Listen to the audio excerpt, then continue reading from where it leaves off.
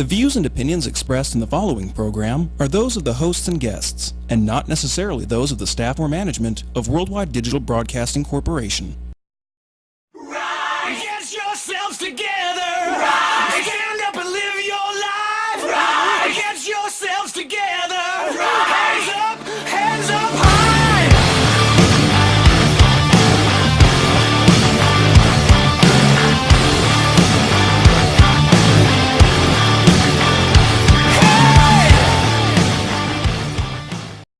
And I just want to say one thing to the fans and everybody in Gator Nation. I'm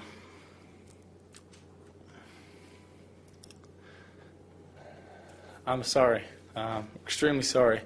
You know, we were hoping for an undefeated season. That was my goal. Something Florida's never done here. But I promise you one thing. A lot of good will come out of this. You have never seen any player in the entire country play as hard as I will play the rest of the season, and you never see someone push the rest of the team as hard as I will push everybody the rest of the season, and you never see a team play harder than we will the rest of this season. God bless. Hey, let's go! Get in here! Let's go! Get in here right now! Get in here! Hey, we got 30 minutes for the rest of our lives! 30 minutes for the rest of our lives!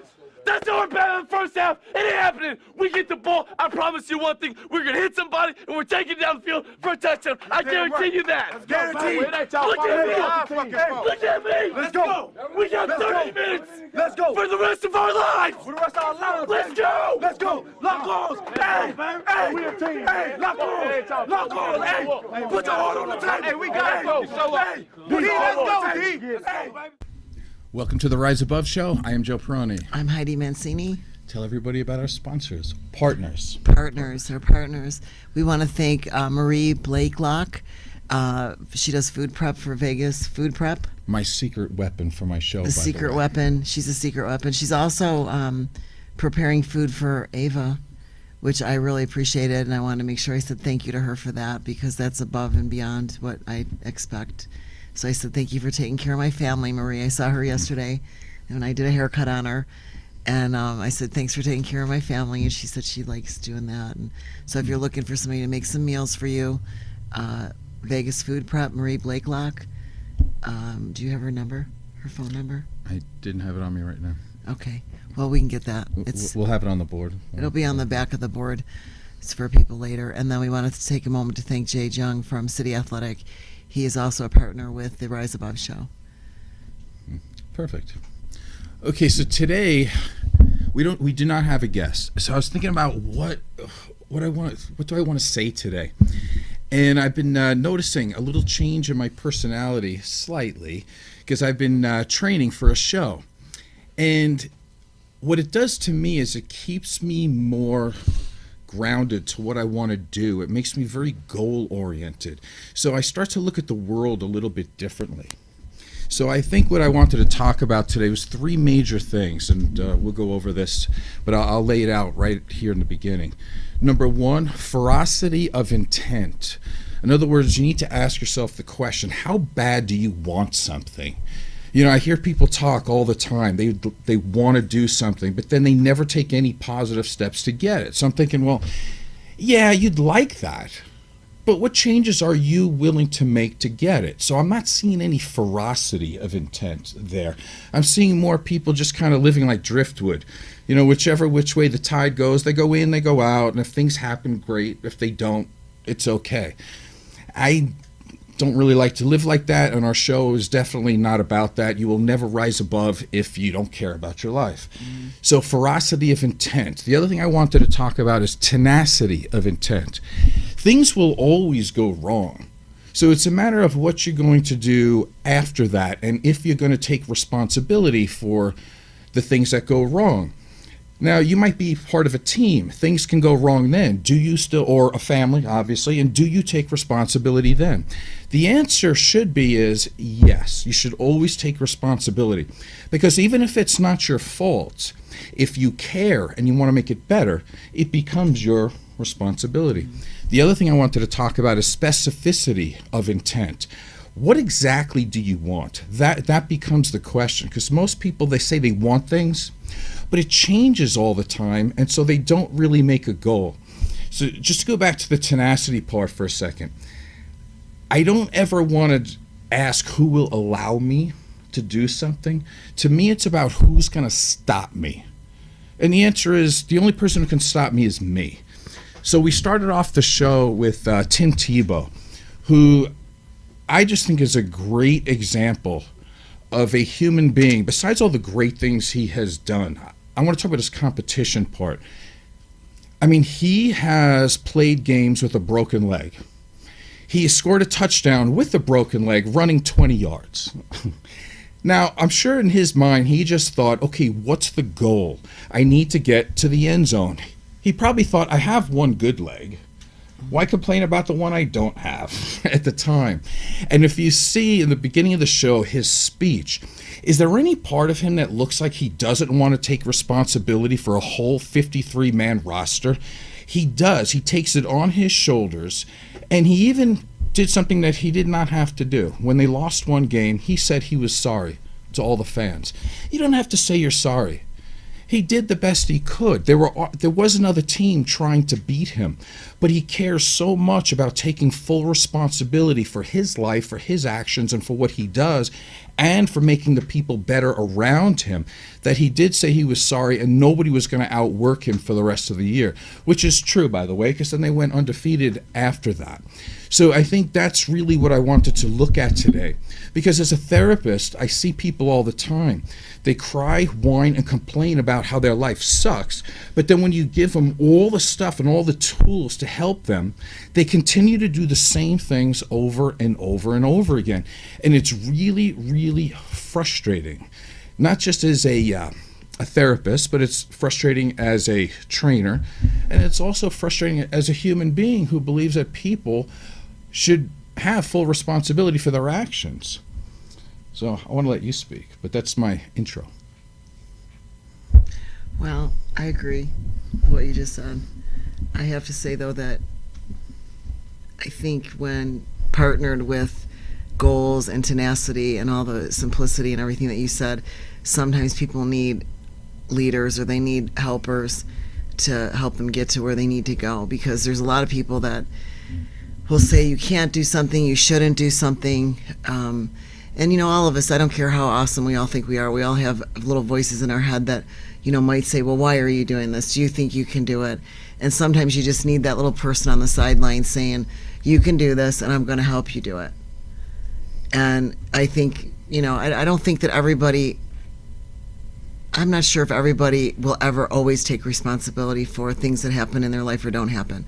I think there's going to be that maybe that little bit of frustration always there because of the way people, it's a coping thing. You know, you look at people, I talked to you about this morning, how people, you can look at somebody that's very successful on the exterior, and yet when it comes to dealing with emotions, it comes to dealing with disappointments, life, ups and downs, they don't have any coping or adaptation things that they've developed to get them over that hump.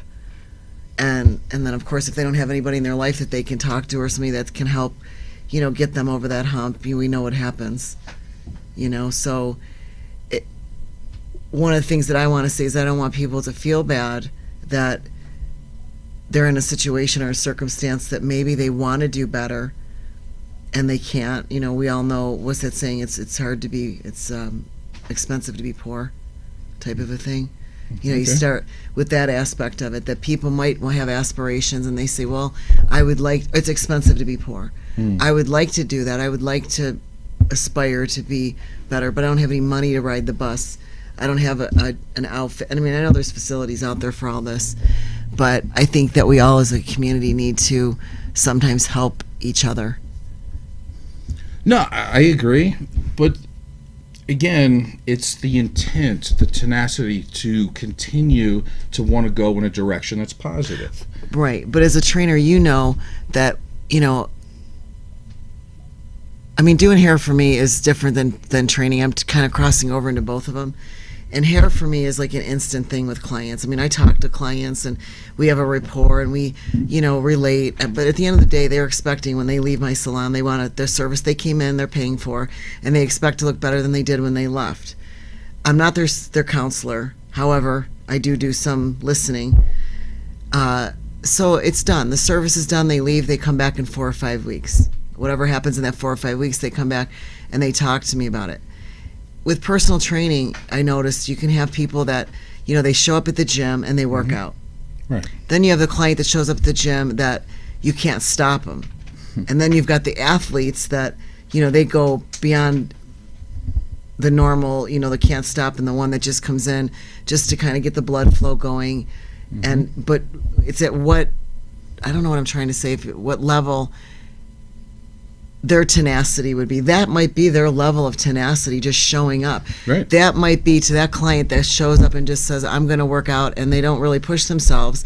That is the biggest step that they can afford to make at that point, is just showing up. Then you've got the other client that shows up and they're like, I'm ready to go.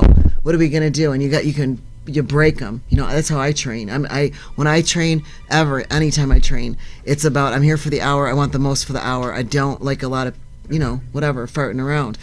So I would be considered having a little more tenacity. I just don't show up at the gym. I show up to work, and then I leave. And then, you've got the other ones that show up, they work, and then they work, and they work, and they work, and they just continue to keep, raising the bar. And I think that's a thing too, because some people don't want the same, they don't want to aspire to the same as everybody else. And I get what you're saying. Yeah, no, listen, I agree. I'm not saying everybody has to be an NCAA champion, a Super Bowl champion, a Mr. Olympia, or a millionaire. Whatever the goal is what I'm saying is, if we have specificity of intent, it means to make a goal. And if the goal is to lose 5 pounds, then that's a good goal. But if we make the goal and we don't do anything to change, we're going to get what we already have, the same exact thing. And so that would, I guess, preclude you from complaining that your life is the same. So that's all I'm saying, is that whether you want to lose 5 pounds or 50 pounds, if you want to make that goal, you're going to have to make some changes. I'm not saying everybody has to shoot for here, because some people's goals are all over the place. They have a goal here, they have a family goal, they got a personal goal, they have a business goal. I get that. But the point being is that we make the goal, we have to put things in line in order to get it. What I see mostly, and I don't even mean in business, by the way, because most people that are attracted to me, that want to either do therapy or train with me, they're not going to be those types. But what I see out in the world is, and you see it on TV, everything else all the time, everybody's blaming everybody else. It's very rare where somebody says, okay, I'll take it upon me, it's my fault. It's very, very rare. As a matter of fact, when you're a higher level of consciousness person, you enjoy when something's your fault, because then you're in control. Like, I like when something's my fault. I don't like making mistakes, but I like that it's my fault, because I'm in direct control over that. I can say, wow, okay, I messed up in this area. Let me take a look at it, and then I can improve that area. If I'm not the one who's at fault, I can't change other people, places, or things. So that makes me a little bit helpless. So I actually enjoy putting my consciousness up there and saying, okay, how did I do? If I screwed up, I'm like, I'm good. I like that, because I can change that. I notice as a bodybuilding judge, it's really interesting. It's like, if there's 300 competitors, I want to say at least half of them blame the judges. They always go, well, if the judges weren't blind, I would have done better. I'm like, well, okay, but in order to be a judge, do you know how many years worth of experience they have? Whereas some people entering these shows are complaining, have only been they've been training for 6 months. They don't really know anything. But what they know is that their ego says that they're better than what they think they are. And when they're on stage, looking out to the stage, they can't see their competitors. And they certainly can't see them from the back, and they can't see them from the side, and they can't see the person that's 2 feet over from them. But yet they have so many opinions. The opinion should be, excuse me, Judge, what do you think I need to do so I can improve for the next time? I haven't heard that language, I want to say, in 10 to 15 years. It's like this thing is taking over in our society, where everybody wants to blame everybody else for everything, and it's a very, very strange thing. What do you think? What do you see? Well, I think the only way you can get better is that you have to take accountability. Right. I think no matter what it is that you're doing, if it doesn't matter. I mean, we talk a lot about training, but I think it's accountability. Say you're having financial issues and you keep, pushing it aside and ignoring it and procrastinating. I don't want to deal with it because sometimes you just don't want to deal with it because you don't know where to start. That could be a form of tenacity, getting your financial future secure and taking little baby steps towards that. And that's a part of being held accountable. You're holding yourself accountable, after a while, and it doesn't even matter if it's other people's fault. Do you know what I mean? At some point, even if it is, even if somebody says to you, you don't look as good as I think you should look, or you're not my whatever, that should give you the drive, if it's something you really want to do, to say, well, then I'll work harder. I'll work harder at getting my finances better. I'll work harder to, to be a better athlete, whatever it might be. I'll work harder to get better grades in school because they're being held accountable. The problem is, and I just talked to a client earlier today about this, even in the schools, our parents today, they have this sense of entitlement with their kids that their kids can go anywhere they want. And they bring them in the salon, they run all over the place, they touch our stuff, they scream, they yell, they've got their games going at full blast. Does anybody ever stop and think that there's other clients, paying clients in the salon that come in to relax, that they have busy jobs? They may have kids at home that they're getting away from that they don't want to deal with, and then they have to come into our environment and listen to a screaming, undisciplined child. But I've been in situations where I've politely said, you should not allow, I want you bringing your kid in here because they're disruptive. And I could care less personally, but they're disruptive to my other clients and the other clients that come in here and pay for a service. You can't take your kid, you can't go out to a restaurant anymore and there's kids running all over the place. And if they're not running all over the place, the parents hand them a little tool and say, here, play on your Apple for the next hour, and all you hear is bells, whistles, dinging, screaming, screeching, because the parents feel entitled that they want to go out to eat, so I'm going to bring my child with me, and I don't care if I'm inconveniencing everybody else. Do you think that any accountability is ever going to be passed on to that child? No, and you said a ton of good things there, so I don't even know where to start. And it irritates me, and we were talking about that, and I said the same thing in school. Parents will say, well, it's your responsibility. My kid's here all day. You should be the one disciplining them and doing this. No, it's not the teacher's problem. If a child's disciplined at home, they should know when they walk into a room that's their classroom or they're not familiar with, you sit in the chair and you're quiet. That's how you know you have a good kid, by the way, is when they behave outside. People used to tell me about my daughter, they'd say, your daughter is so well behaved. When she's this and that. At home, it was totally different. She was a crazy loon. And I'd be like, oh my God, that's not Ava. But I was glad because I didn't let her get away with stuff like that. I didn't impose my wants on other people. If I wanted to go out to eat, I left her at home with a babysitter. And if I couldn't afford a babysitter or there wasn't a babysitter available, I guess I didn't go out. Right. So now you were raising all these entitled kids, and they get participation trophies now too, just for showing up. You're amazing. When was the last time you heard a parent say, my kid is not that awesome? Right, that's my point. Because we're not holding people to a standard anymore. It's like, okay, so somebody goes to your salon, right? And they go specifically to see you to get whatever service it might be, the hair extensions. They bring their phone. And they leave the ringer on, and they're doing the thing on the phone, and they're getting messages. What's the intent? Like the intent that I'm talking about, right? They might not be conscious enough to understand that there's an intent there, but they are telling you something, right? Mm-hmm. What are they telling you? They're telling me, what you want my opinion, is that they don't value my time. They don't value my time. They're saying That's that, right. And you would say that would be more about them at that time, but I take it as you're not valuing my time because I have other clients that are coming in after you. I have to wait for you to get off your phone. I have to wait for you to finish whatever the heck it is you're doing. And to me, now it's not just about them. It's about, you don't care about my personal space. You don't care that I've given you this hour, 2 hours just for you. I've reserved this time for you, and you're taking it up by being on your phone, and it's usually bullshit stuff. It's never anything that they're on their phones that's important. It's Facebook now. It's just all this social media stuff that people are doing. It's not like they're on their phone going, wait a minute, I found this awesome hairdo on Instagram or on Pinterest. I want to show you. I get those clients, and we wait and we do the consultation. We look at pictures together. That intent would be they're on their phone because they have the intention of sharing something what they want. They expect the outcome to be similar to what they're showing me. Right. But the way I take the intent is that you really don't care about my time or yours, and at that point, I don't really care about what I do to your hair. Or I mean, I do, but I'm just saying. Right. If No, I had that but there's same a break in the communication. yeah, I is can't what I'm talk to saying. you when you have your phone. Not you, but it's the same thing with the client. I have to stand there politely with my arms crossed and wait for them to finish their business. I'm looking at the clock going, okay, we're 10 minutes into their appointment. I'm still waiting for them to get off the phone. I have another appointment that I booked an hour later because I know how to schedule people. I've been doing Right. this forever. And then there comes a point when you have to ask people to put their phone down.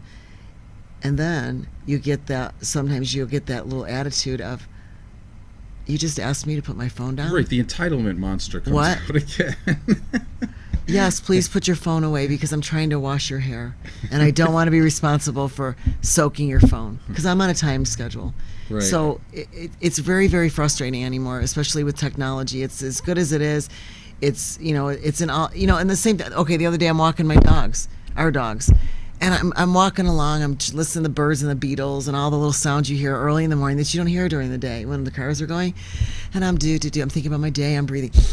I do my yoga breathing when I walk, and then, of course, Kubi starts pulling me, and then I start breathing a little heavier because I'm trying to keep up with him. And all of a sudden I hear this lady, do you know what they fucking did? On Facebook, she had the nerve to go on Facebook and badmouth me to my kid, right? I'm like, where is this coming from? She's across the street. And I literally had to outwalk her because she was so loud on her phone. And it's like, you're imposing on my quiet time right now. We're out in nature. It's 5 o'clock in the Let me morning. paint the picture. So here I am walking along with Kubi and Nelson, walk, so that I could get down the street and around the corner and get away from her, because I guarantee if I would have said, lady, shut your phone off. Like, we're out at nature. The other thing I wanted to add to that was you're like 300 pounds overweight, and you're not going to lose weight by talking and just moseying along and having your conversation. That's intention.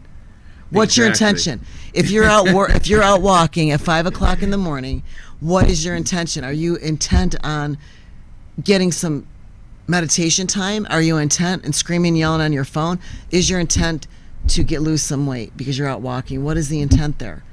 The way I take the intent is that you're really not into being healthy, because Right. you can be on your phone anywhere. Now you're imposing on my time, my quiet time. Okay, so now we're talking, right? Like Heidi's rant today was brought to you by.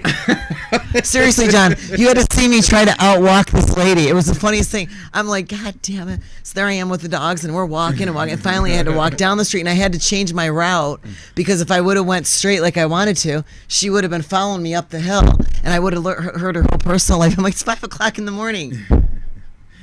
Yes. Okay. Okay. So now, finally, the Heidi that's at home is coming out here. Okay. Is that good or bad? No, that's excellent. Let's take the time down. I forgot the date, but What's it's today? 2:25. It's the 12th. Okay, so now you're.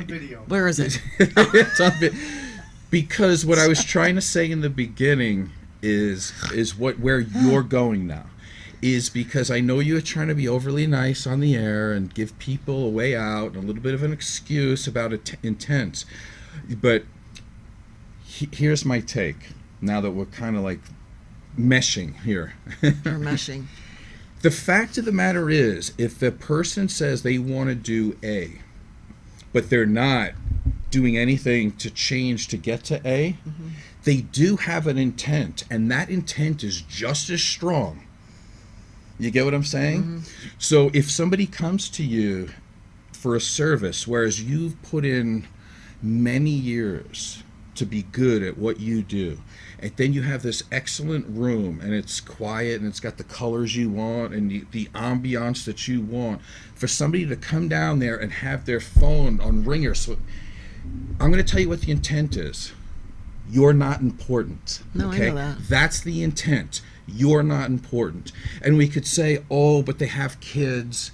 Yeah, but 10 years ago, all of us weren't attached to a phone, right? So, and kids got along just fine. So the fact is that when they do that to you, the point is that you are not a professional. Actually, you are a professional, but I'm not going to treat you like one. My time is more important than your time. And it just goes down the line. Like, really, when you get down to it, and I don't mean to be religious here, but I just like the term. So just kind of go with that.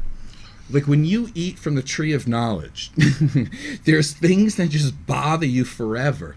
When you see people that can't sit in their aloneness or walk in nature with an animal, you're dealing with extreme addictive behaviors. You don't have to be shooting up heroin to be an addict, right? Addiction is just basically you can't sit in your own consciousness anymore and you're looking for a distraction. It's like these people that tell me, well, I used to be on heroin. It's not as bad. I just stick to cigarettes now. Or they do vapors. Okay, and then I do the vape. Oh, that's better. That's much better. And then when you talk to them, their eyes are twitchy and they're looking at their phone and you're like, what are you looking up? Like, what is more important than the person that's right in front of you? It's like they can't even focus enough to have a conversation with another human being. It's all addictive behavior. And in the event that they are alone, I guarantee you, click, the TV goes on and they got to watch the TV for like 12, 15, 20 hours. Everything is about getting outside of the brain. Heck, if you ever want to get to know yourself, right? Like, that's the whole point of it, is that people are becoming so addicted now to nothing. They just want to get outside their own brain. So again, it would go back to the beginning.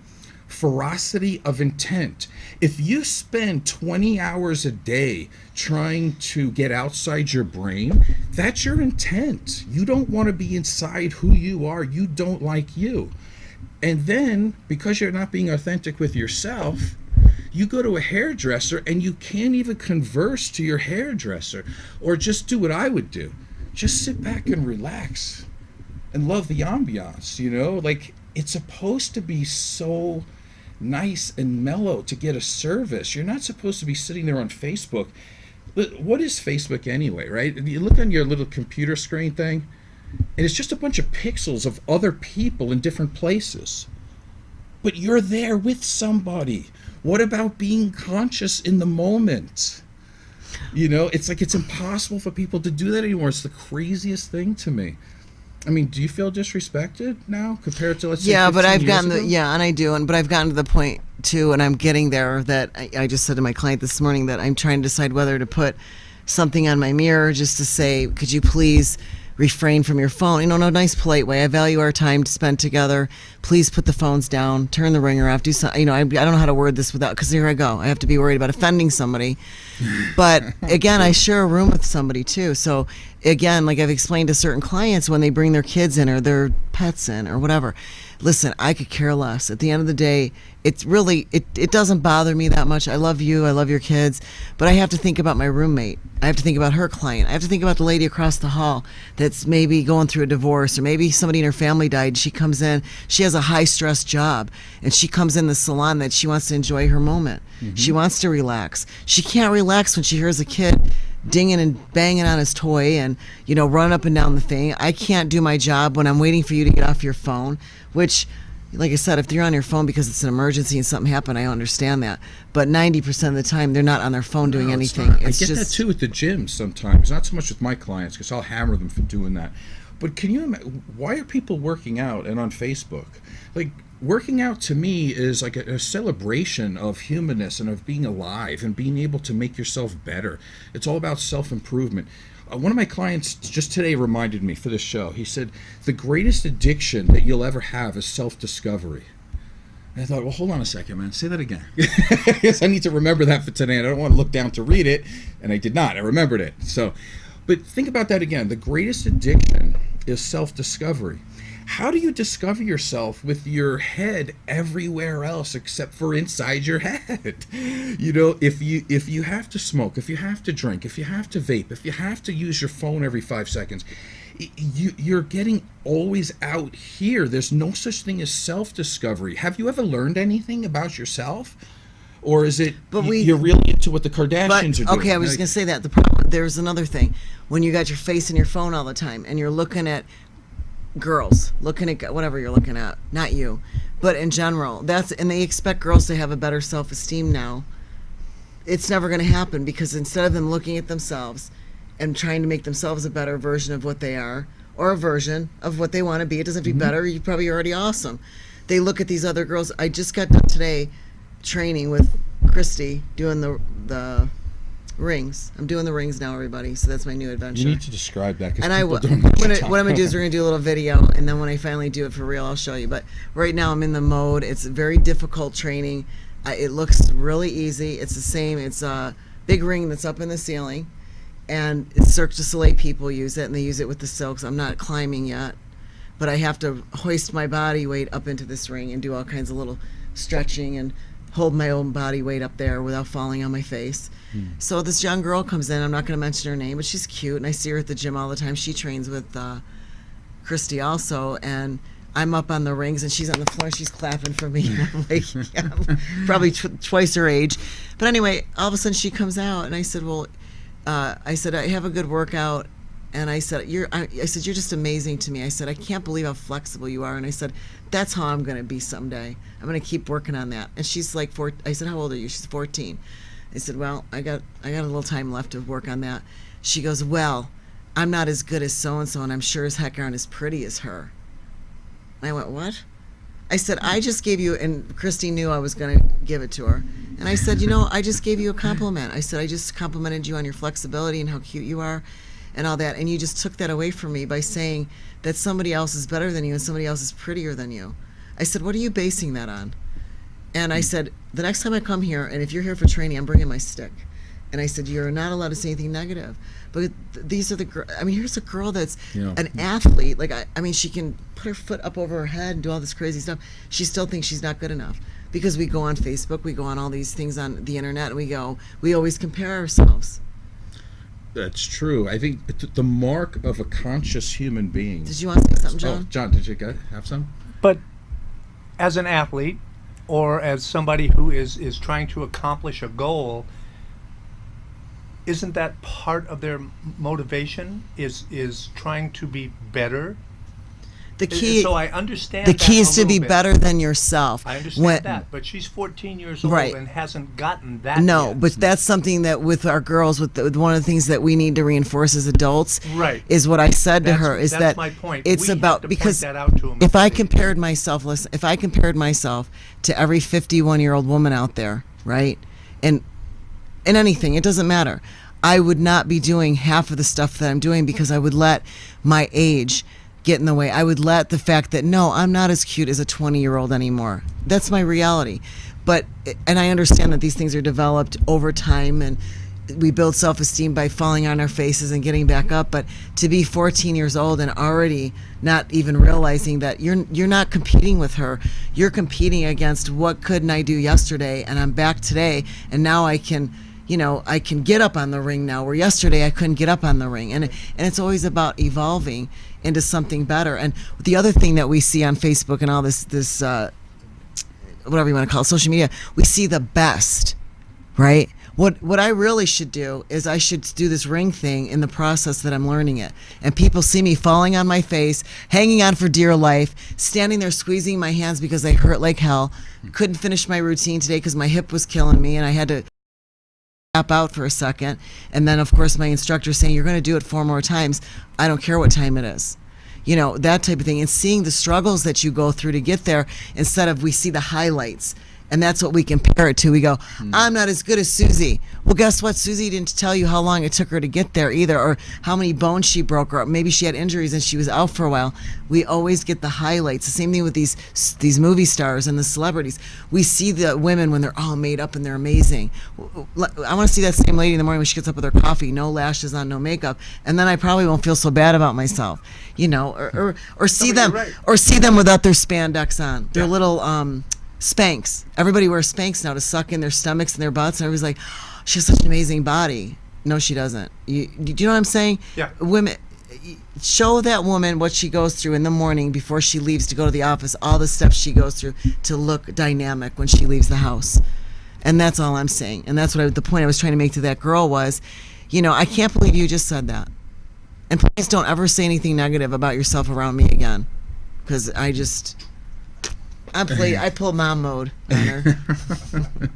So maybe that's an idea.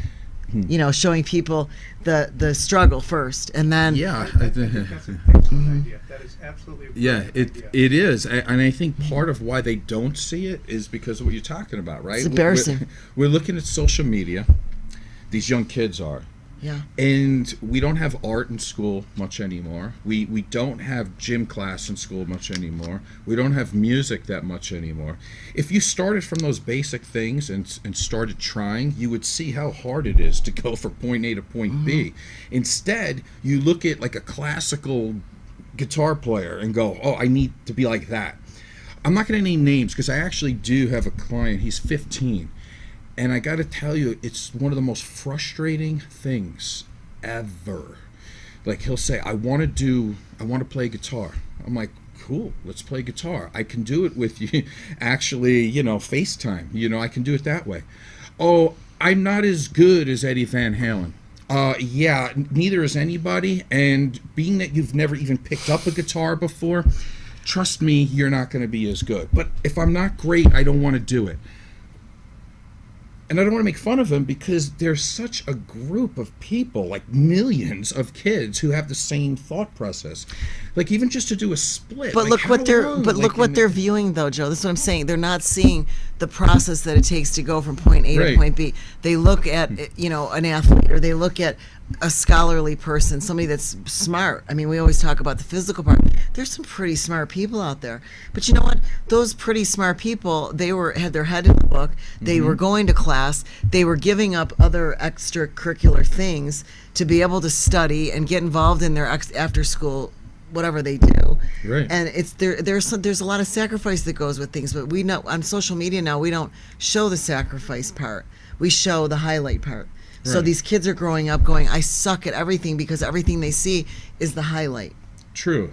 And then they go to therapists or whoever and they go, there's like this uptick in depression out there. Well, no kidding. Because they look at the world and think, I can't do any of it. Well, you're right, you can't, okay? Because you haven't taken any steps in the right direction to do it. So again, going back to the beginning, intent. If you want to do something, you have to take correct, positive steps, productive steps in the right direction. Anyone who's 35, I would say, or over, understands this. You see this anxiousness in kids.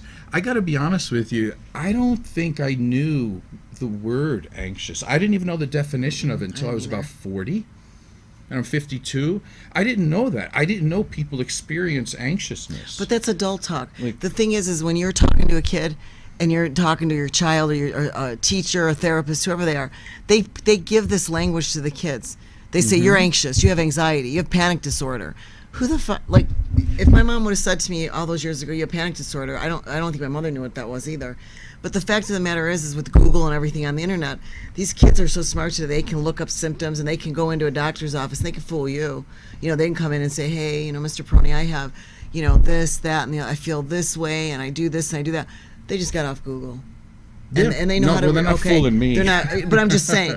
And then they hear the other adults. They kind of reinforce it. The teachers reinforce it. We all. Well, you have anxiety disorder. Or you have anxious disorder. How about it's okay to? Yes, you have anxiety disorder, but it's good to have some anxiety because anxiety gets you off your ass and makes you do things you don't want to do. Why are people afraid? Or you're afraid of doing. Why are people afraid of being anxious? Again. When you're uncomfortable, that's where all the magic happens, though, isn't it? Like that's growth. That's it's like an egg breaks, right? The beginning of life. Like you have to break something. You have to break the mold. You have to get better. Muscles need to get sore in order for them to grow. You have to be able to look at a book where you look and you go, I don't know what any of this garbage means yet, and then you learn it. It's like these people want to open up a dictionary and look up the word cat every day because it's very comfortable for them because they know what the word cat means. You have to go and start doing things that you have not done before and stop complaining about being anxious. So again, intent. But in going back into what I said in the beginning of the show about having somebody there that just gives you that little bit of a nudge, to maybe try something, because you might have something that you want to do, but you're still a little bit insecure about it. And with, not to go back to the ring thing again, but when I said to Christy last year, I said, I don't think I want to do another bodybuilding show because it's too hard on my body, and I don't like the look anymore, and I don't have fun. And when I don't have fun doing something anymore, it's time to say I don't want to do it. And it doesn't make me a quitter. I've gone through the dieting process. I train. I do everything everybody else has done, and I have the right to say I don't want to do that.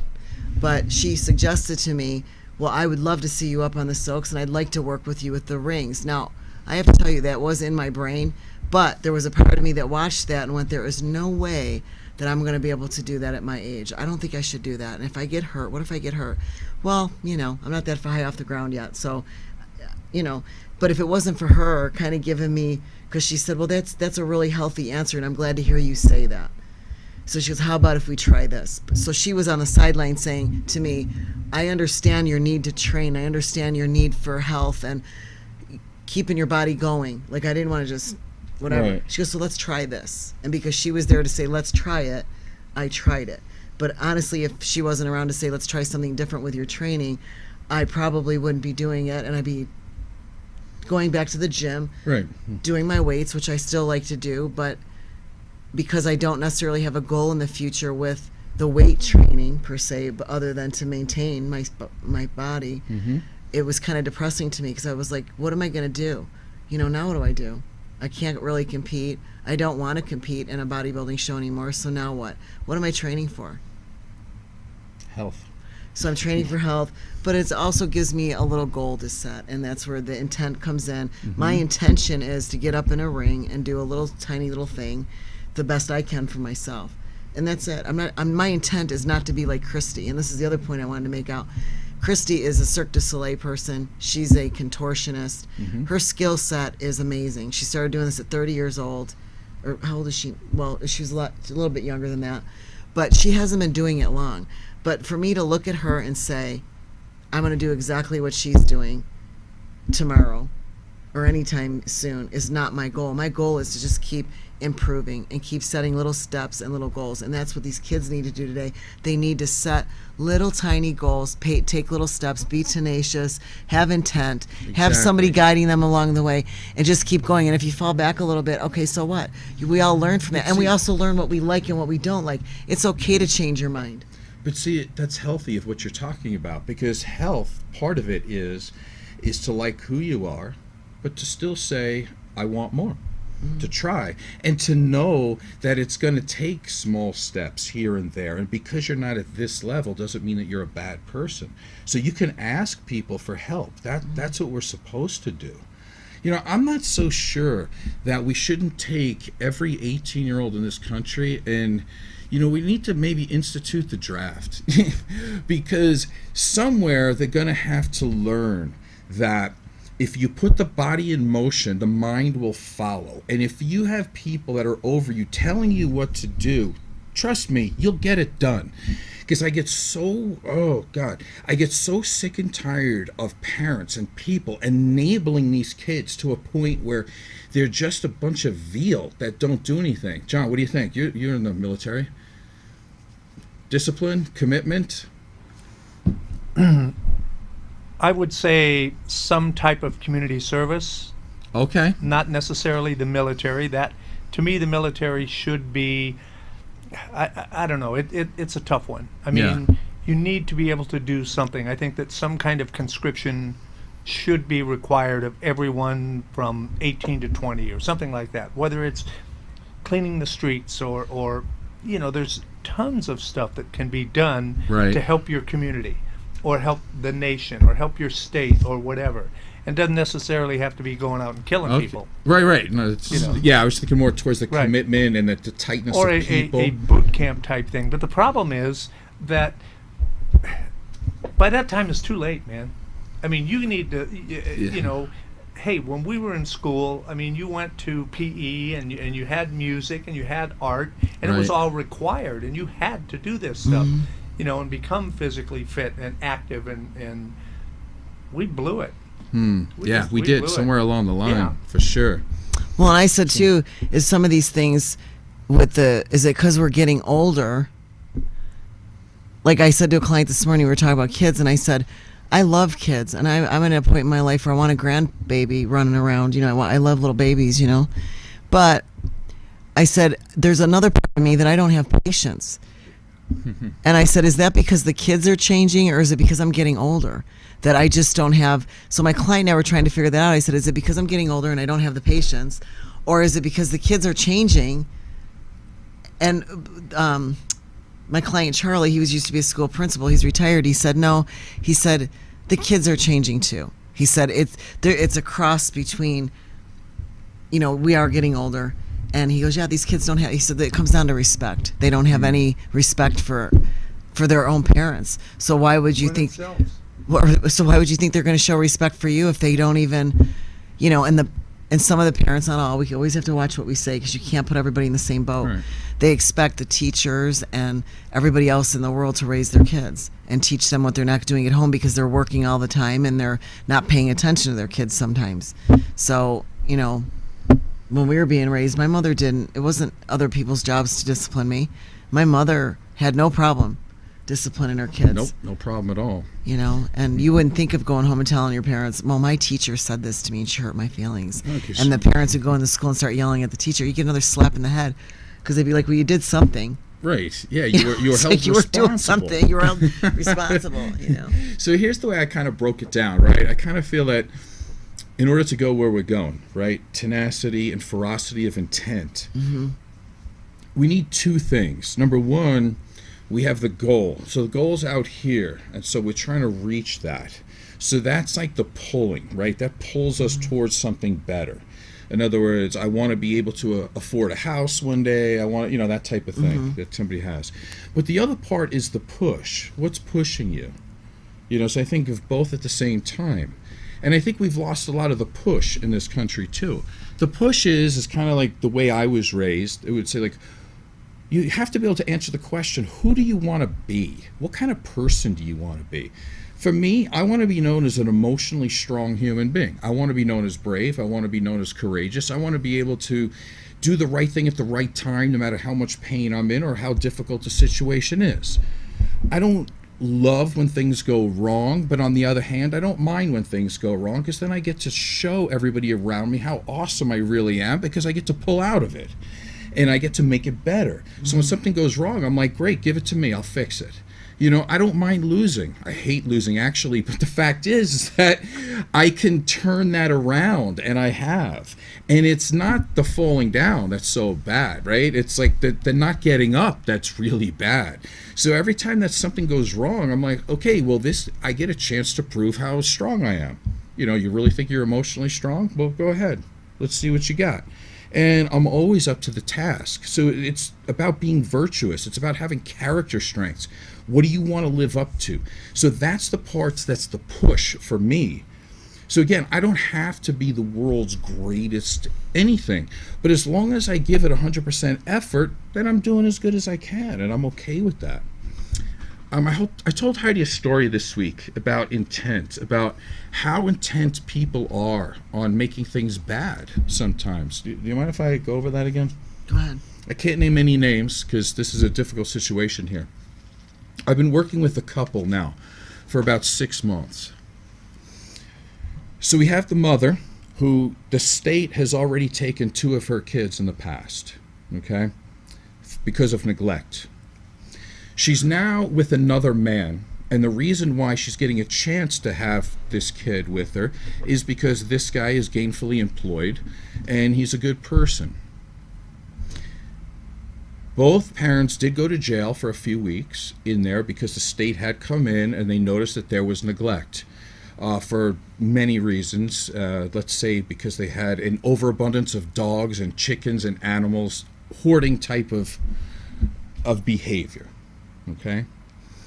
I get them in. I'm this close to getting it to where the state is okay with them having their child. She comes in loud and angry towards me. And I'm like, what's the situation? Here it is. It's over 100 degrees now in Las Vegas. She says she's not putting on the air conditioner. She refuses. I'm not putting on the air conditioner. That's intent, okay? That's a choice. So then I said, well, how are you going to remedy that? She says, well, I leave the doors and windows open. Okay, do you mean unlocked or do you mean open? She says, well, I leave them open. Okay. Well, your child is 6 years old, developmentally delayed, always running around anyway, and could run out of the house anytime, or an intruder can come into the house. She said, oh, by the way, we did have an intruder the other night, and that's why I'm angry, because I want the state to allow me to have a gun. Okay, so everything we say is confidential. But everything you've told me right now can get you sent to jail. So he said, might you consider turning on the air conditioning unit so you can keep your child? Answer, I'm not turning on the air conditioning unit. I get cold. So after a little while, we do what we call motivational interviewing, right? It's not my job to judge, but it's my job to create awareness and say, listen, if you choose this, you'll lose your child and go to jail. If you choose this, you'll get to keep your kid. Her answer is, I get cold. I'm not turning on the air conditioning unit because I have a thyroid issue. I said, well, you could go to the doctor. Oh, that's too much trouble. Okay, that's intent. Think about the ferocity of intent that it takes to say and to keep fighting in one direction here. So I, just as a thought, I said, hey, if you want to stay warm, why don't you pitch a tent in your backyard? And you can have your kid in the house like he should be, with the doors closed.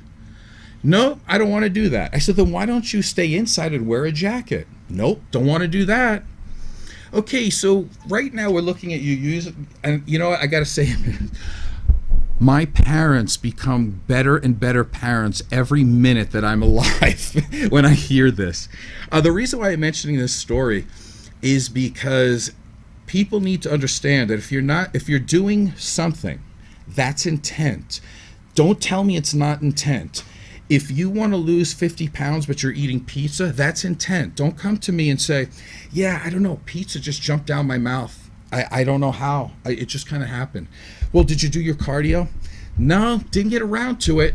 Okay, but there's 24 hours in a day and you did something, but you didn't do cardio. So it is intent.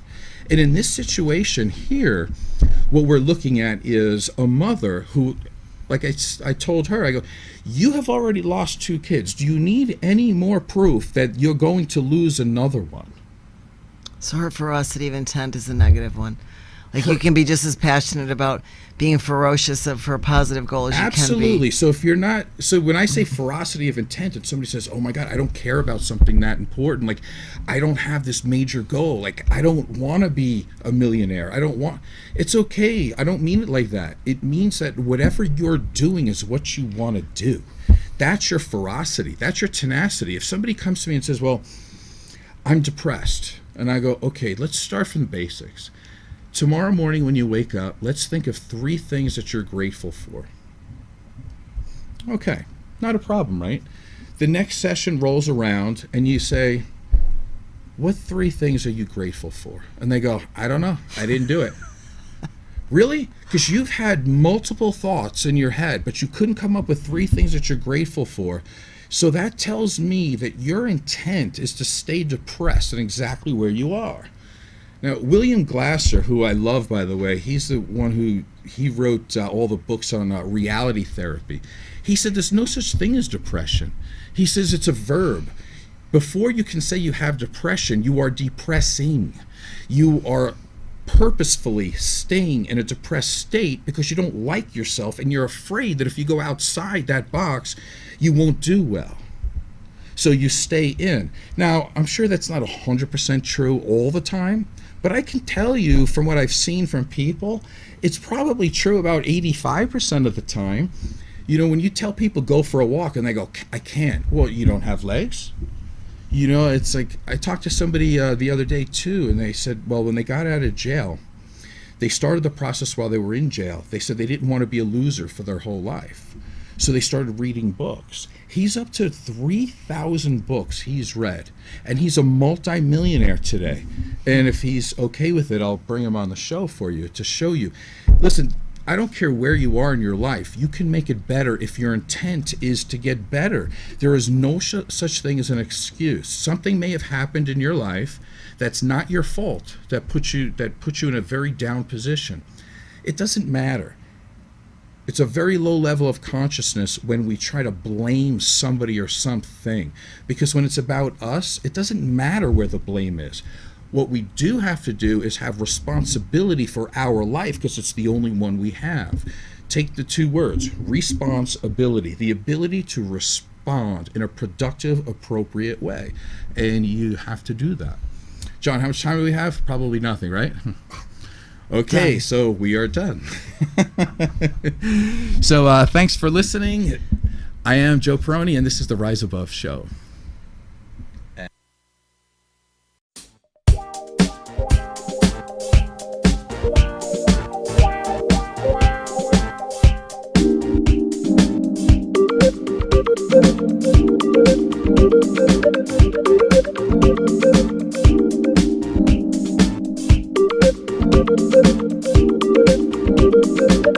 Thank you.